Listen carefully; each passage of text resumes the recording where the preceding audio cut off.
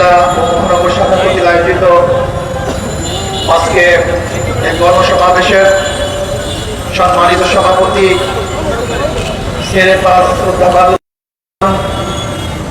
সর্বস্তরের দেশপ্রিয় ভাইরা আমার, আজকে যে করছি এই ভূখণ্ড স্বাধীন হয়েছে জানেন। 200 বছর ব্রিটিশ এদের শোষণ করেছিল। ব্রিটিশদের বিরুদ্ধে মুসলমানরাই প্রথম আন্দোলন ছিল। সেই আন্দোলনের ভিত্তিতেই ব্রিটিশ এদেশ থেকে ভাবতে বাধ্য হয়েছিল। করেছিলাম, ভেবেছিলাম এবার বৈষম্য দূর হবে, বৈষম্য থাকবে না। কিভাবে কি দেখলাম, সংখ্যা মুসলমানদের সাথে বৈষম্য করছে, তাদের অধিকার রক্ষা করছে না। আবার মুসলমান আন্দোলন শুরু করেছে আলাদা খণ্ডের জন্য, স্বতন্ত্র দেশের জন্য। মুসলমানদের ইসলামের ভিত্তিতেই 47 আবারও আমরা দেশ স্বাধীন করেছিলাম। সেই দেশের নাম পাকিস্তান।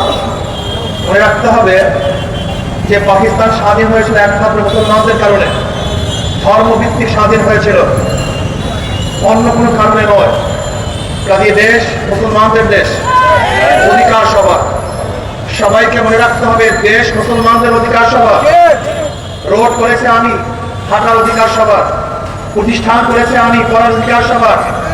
যেরকম ঢাকা ইউনিভার্সিটি করেছে সলিমুল্লাহ সাহেব রহমতুল্লাহ আলাইহি, কিন্তু পড়ার অধিকার সভা। এই পাকিস্তান করেছিলাম আমরা, এখানে অধিকার সভা। কিন্তু মনে রাখতে হবে দেশ মুসলমানদের অঙ্গ কামনা, এটা মাথার মধ্যে রাখতে হবে। আমরা ভেবেছিলাম এবার বৈষম্য দূর হবে, মানুষ শান্তি পাবে, মুক্তি পাবে। কিন্তু আমি কি দেখলাম, পশ্চিম পাকিস্তানের লোক পূর্ব পাকিস্তানের সাথে বৈষম্য করছে, অধিকার দিচ্ছে না, এদেশের মানুষ স্বাধীন না, পরাধীন। আবার আমরা আন্দোলন করলাম, সংগ্রাম করলাম, আমরা একত্র করে বাংলাদেশ নামে একটা দেশ স্বাধীন করলাম। এবার ভেবেছি বৈষম্য দূর হয়ে যাবে, গরিব দুঃখী মেহনতি মানুষ, মিসকিন এতিম ঋষি কুলি চামার দাদি সবাই ভালো মতো বসবাস করতে পারবে, তাদের ন্যায্য অধিকার লাভ করবে। শিক্ষা চিকিৎসা বস্ত্র অন্ন এবং গৃহের ব্যবস্থা হবে। কিন্তু আমি কি দেখলাম, আজকে বাংলাদেশের স্বাধীনতার বয়স 53 বছর, মানুষের অধিকার ফিরে পায় নাই, মানুষ মুক্তি পায় নাই, মানুষ শান্তি পায় নাই, এখনো বৈষম্য চলতেছে। এর জন্য আবারও 2024 5ই আগস্ট এদেশের মানুষ আমার আন্দোলন করেছে, সংগ্রাম করেছে, বিপ্লব করেছে, জীবন দিয়েছে, বৈষম্য বিরোধী আন্দোলন করেছে। বৈষম্য থাকবে না। বাংলাদেশের যত নাগরিক আছে সবাই সাম্যতা অর্জন করবে, মানবিক মর্যাদা লাভ করবে, সামাজিক ন্যায় বিচার প্রতিষ্ঠিত হবে, যেখানে পুরুষের অধিকার থাকবে, মহিলাদের অধিকার থাকবে, মুসলমানদের অধিকার থাকবে, হিন্দুদের অধিকার থাকবে, ছাত্রদের অধিকার থাকবে, চাকরিজীবীদের অধিকার থাকবে, যেখানে অধিকার থাকবে শ্রমিকদের, যেখানে বাংলাদেশের প্রত্যেকটা নাগরিক অধিকার নিয়ে বসবাস করবে, বাক শক্তির অধিকার থাকবে, লিখনের অধিকার থাকবে, কথা বলার অধিকার থাকবে, চাকরির অধিকার থাকবে। থাকবে না বৈষম্য, অর্থনৈতিক বৈষম্য থাকবে না। আজকে আমরা কি দেখেছি, বাংলাদেশের গোটা অর্থনীতি মাত্র 20-25 পরিবারের কাছে, মাত্র 20-25 পরিবার গোটা বাংলাদেশের অর্থনীতি কন্ট্রোল করে। আজকে বাংলাদেশ গরিবরা শুধু গরিব হয়, ধনীরা ধনী হয়। আজকে জালেমরা আঙ্গুল ফুলে কলা গাছ হয়। হাজারো নির্দোষ মানুষ, আজকে নির্দোষ মানুষগুলি জেলখানায় ঢুকে দিতে বসছে, ফাঁসির রশিদে ঝুলছে। আর হাজারো বড় বড় অপরাধী তারা রাস্তায় বুক মুড়িয়ে হাঁটবে। এই বাংলাদেশের জন্য আমরা আন্দোলন করি নাই, এই বাংলাদেশের সম্মান করি নাই। আজকেও এক মুঠা খাদ্যের জন্য বাংলাদেশের মানুষ ডাস্টবিনে কাঠ তুলে সেটা লড়াই করবে। আজকেও খাদ্যের জন্য আমাদের মা বোনেরা তাদের বাচ্চাকে বিক্রি করে দিবে। আজকেও খাদ্যের জন্য আমাদের সন্তানরা হত্যা করবে। এটা বাংলাদেশের মানুষ দেখতে চায় নাই। আজকে আমার মা বোনকে ধর্ষণ করার পরে তাদের হত্যা করা হবে। আজকে বাংলাদেশের মানুষের মা বোনদের চেহারার মধ্যে এসে তথ্য করা হবে। এই বাংলাদেশ আমরা দেখতে চাই নাই। গোলামি আমরা দেখতে চাই নাই, ভারতের হস্তক্ষেপ। আজকে বাংলাদেশ আমাদের বাংলাদেশ নয়, স্বাধীন বাংলাদেশ নয়। গোটা বাংলাদেশকে কন্ট্রোল করে এই ভারতের আগ্রাসী গোষ্ঠী আজকে বাংলাদেশকে কন্ট্রোল করার জন্য, গোলামি করার জন্য তারা চেষ্টা করতেছে। আমরা গোলামির দিন থেকে ভিন্ন করে স্বাধীন হতে চাই।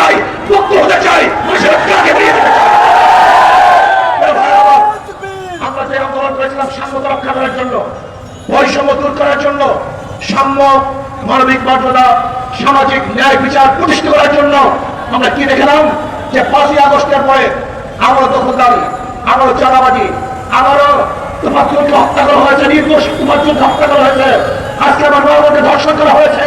আজকে আমি কি দেখলাম, হাজারো নিরাপরাধ মানুষকে আবারও কেসে দেওয়া হয়েছে, হাজারো গরু লুট করা হয়েছে, ঘর লুট করা হয়েছে, মানুষের অত্যাচার করা হচ্ছে, জুলুম করা হচ্ছে, নির্যাতন করা হচ্ছে। এর জন্য মানুষ আন্দোলন করে নাই, সংগ্রাম করে নাই, রক্ত দেয় নাই। আমরা চাই না জুলুম আর দেখতে বাংলাদেশের মধ্যে বৈষম্য দেখতে চাই না। আজকে গরিব ছাত্ররা অর্থের অভাবে পড়াশোনা করতে পারবে না, তার উচ্চ শিক্ষা পারবে না, এটা আমরা দেখতে চাই না।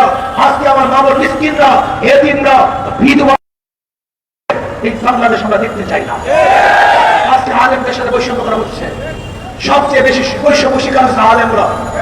আজকে শিক্ষিত আলেম যারা মেধাবী শিক্ষিত, অনার্স পাস করার জন্য যেই পরিমাণ পড়াশোনা করে একজন ছাত্রীর পাস করার জন্য তার 1000 গুণ বেশি পড়াশোনা করে, অথচ আজকে আমাদের মাদ্রাসা ছিল কেন তারা বিশেষ পরীক্ষায় অংশগ্রহণ করতে পারবে না, তারা কেন বিশেষ পরীক্ষা দিতে পারবে না? আজকে মাদ্রাসা ছেলেরা কেন চাকরিজীবী হবেন না, তারা বাংলাদেশের কোনো জায়গায় কেন যেতে পারবে না? এটা বৈষম্য।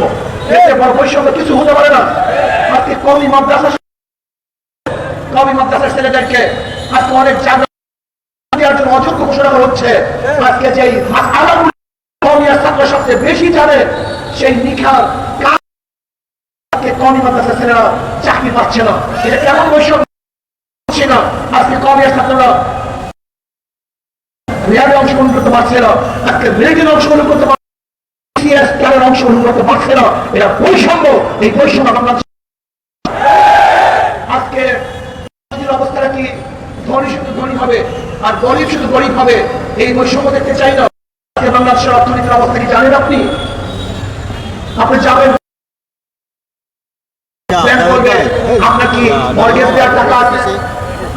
মর্গেজ নেই তো ব্যাংক তো আপনাকে টাকা আছে, ব্যাংক তাকেই টাকা দিবে। তার মানে ধনীকে ধনী মানুষ যার 5 লক্ষ টাকা আছে 5 লক্ষ টাকা দেয়, যে ব্যক্তিকে লোন দেওয়া হয়েছে তারই লোন মাফ করা হয়, তার ইন্টারেস্ট মাফ করা হয়। বর্তমান অর্থনীতি 5 বার ধনী বানায় আর গরিব একটাকে 5টা লাক্ষি মারে।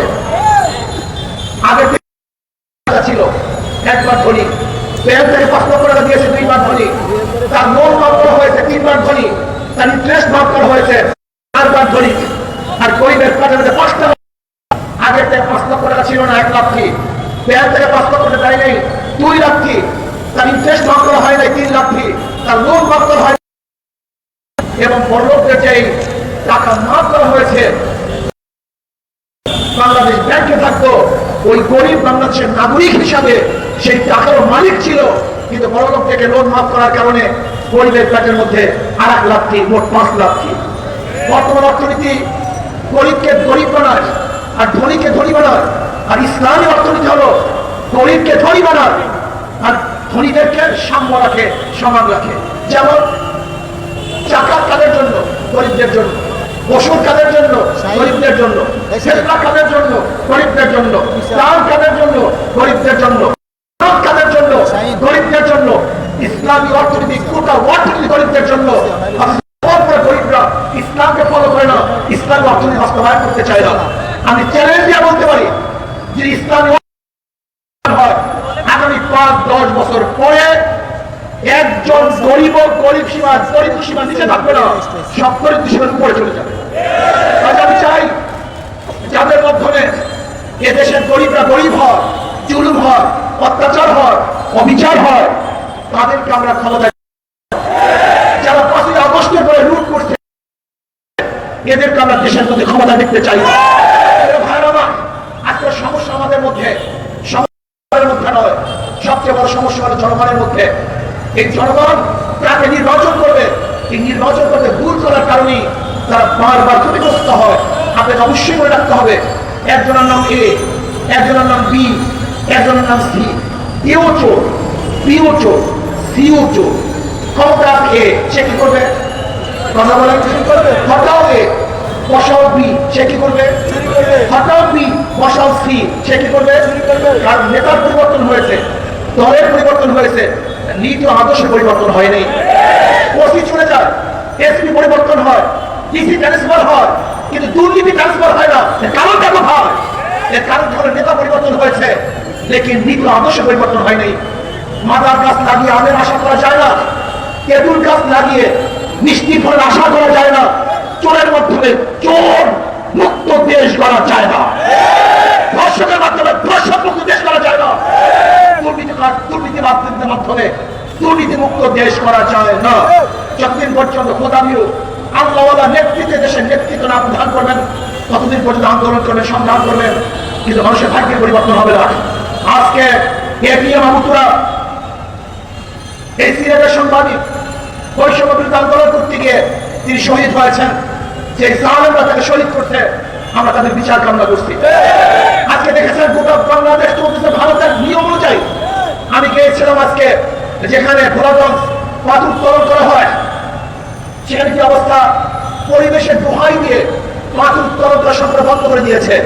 অথচ আমি দেখে আসছি অদূরই ভারতের মধ্যে, ভারতের সীমানার মধ্যে আমরা দেখেছি সেখানে বুমমিন করে পাহাড়কে ধ্বংস করে সেখানে পাথর উত্তোলন করে, তাতে পরিবেশ নষ্ট হয় না।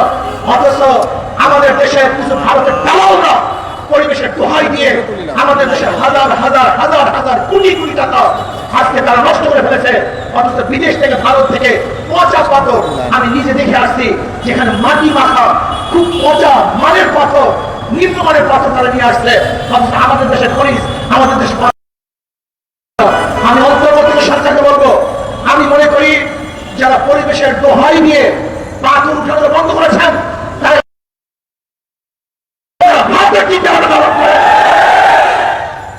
তাদের মেজাজ মন এই দেশের মেজাজ মন নয়, তারা ভারতের মেজাজ এবং মন নিয়ে বসবাস করতেছেন। কাজে আমি অন্তর্বর্তী সরকার বলবো, অচিরেই আমাদের দেশের পাথর উঠানোর ব্যবস্থা করে দেন। হাজার হাজার লক্ষ লক্ষ গরিব আজকে ক্ষুধার্ত অবস্থা আছে। আপনার পত্রিকা দেখেছেন আজকে ক্ষুধার তাড়নায় কয়েকদিন আগে এক পরিবার আত্মহত্যা করেছে। অথচ পাথর চালু করতে পারতো, তারা তাদের আত্মহত্যা করতে হতো না। আমাদের হাজার হাজার কোটি কোটি টাকা বাংলাদেশে সেই হইতো, আমাদের দেশে বিদেশে পাচার হতো না। আজকে পাথর আমদানির নামে হাজার হাজার কোটি কোটি ডলার বিদেশে পাচার হয়ে যায়। এই জন্য সরকারকে বলবো, পাথর উঠাবার ব্যবস্থা করে দেন। আজকে বৈষম্য আন্দোলন করতে গিয়ে যারা শাহাদাত বরণ করেছে, এদের অংশ মুসলমান, মুক্তি ইসলাম ছাত্র আন্দোলনের সদস্য ছিল। আপনারা দেখেছেন গতকালকেও যুব আন্দোলনের এক ভাই শহীদ হয়েছে, গুলিতে আহত হয়েছিল। গতকালকে দুনিয়া থেকে বিদায় হয়ে গেছে। হাজারো মানুষ শহীদ হয়েছে নাস্তিকদের প্রতিষ্ঠিত করার জন্য নয়। শিক্ষা সিলেবাস সংস্কারের মধ্যে যে সমস্ত আবু সাহিদ সহ যে নাস্তিকদেরকে সদস্য হিসেবে নেওয়া হয়েছে, আমি অন্তর্বর্তী সরকারকে বলবো, যদি নাস্তিক এবং এদেশের মাটি ও মানুষের সাথে যারা সম্পৃক্ত নাই, ভিন্ন কোনো চিন্তা লালন করে, এমন কোন ব্যক্তিকে কোন অবস্থাতেই শিক্ষা সিলেবাস সংস্কারে নেওয়া যাবে না, নিতে দেব না, মানি না, মানব না ইনশাআল্লাহ। কাজে আসুন আমরা দেশকে ইসলাম সাজাই, ইসলাম হুকুমত কায়েম করার চেষ্টা করি। ইসলাম হুকুমত কায়েম করি, তাহলে আমার মা বোনেরা ন্যায্য অধিকার ভোগ করবে, আমার মা বোনেরা ধনী হয়ে যাবে, আমাদের মা বোনেরা বড় শিক্ষিত হয়ে যাবে। এবং যদি ইসলাম হুকুমত কায়েম করি, আমাদের সমস্ত গরিব বাবারা, আমার গরিব মারা দরিদ্র সীমার উপরে চলে যাবে, যেখানে নির্যাতন থাকবে না, অবিচার থাকবে না, বৈষম্য থাকবে না, যেখানে আমাদের মধ্যে সাম্য, মানবিক মর্যাদা, সামাজিক ন্যায় বিচার প্রতিষ্ঠিত হবে। এখানে আসন কাঁধে কাঁধ মিলিয়ে ৯৯% মুসলমানদের দেশে ইসলাম হুকুমত হবেই হবে, হওয়াই উচিত। এর ব্যতিক্রমে বাংলাদেশের জনগণ সহ্য করবে না, করতে পারে না ইনশাআল্লাহ। আচ্ছা আসুন আমাদের সবাই ঐক্যবদ্ধভাবে ইসলাম হুকুমত কায়েম করার জন্য হাত পাতা প্রতীককে শক্তিশালী করবেন, ভোট দিবেন এবং ইসলামী আন্দোলন অন্তর্ভুক্ত হবেন, এই আশাবাদ ব্যক্ত করে আজকে এখানে বক্তব্য শেষ করছি। আমা আলাইনা ইল্লাল বালাগ। আল্লাহুম্মা আমিন। ربنا ظلمنا انفسنا وان لم تغفر لنا وترحمنا لنكونن من الخاسرين. ربنا اتنا في الدنيا حسنه وفي الاخره حسنه وقنا عذاب النار. اللهم ارزقنا আপনার হুকুম ইসলাম হুকুমত কায়েম করে দেন। ইসলাম হুকুমের সাহাবায়ে কেরামদের নমুনায় সহিহ জাহাদ রাসূল ফিরিয়া দেন। رب ارحمهما كما ربياني صغيرا. وصلى الله تعالى على خير خلق محمد وآله وأصحابه وأزواجه وأطفاله أجمعين والحمد لله برحمته الله. السلام عليكم. আজকে মাহফিল আছে না?